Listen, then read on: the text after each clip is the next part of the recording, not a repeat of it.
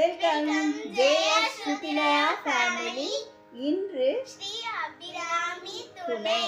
இன்று அபிராமி அந்தாதி பாடலில் 73ஆம் பாடல் பாட இருக்கும்.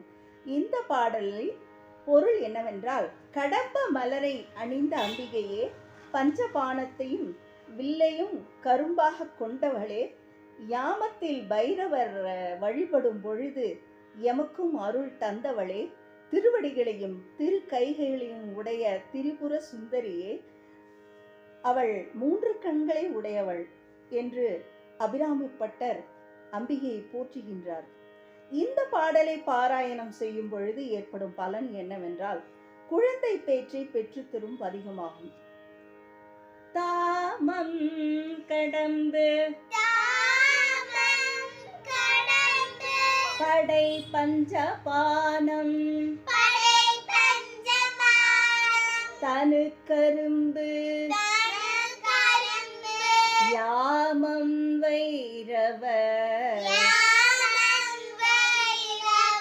ஏத்தும் பொழுது எமக்கென்று வைத்த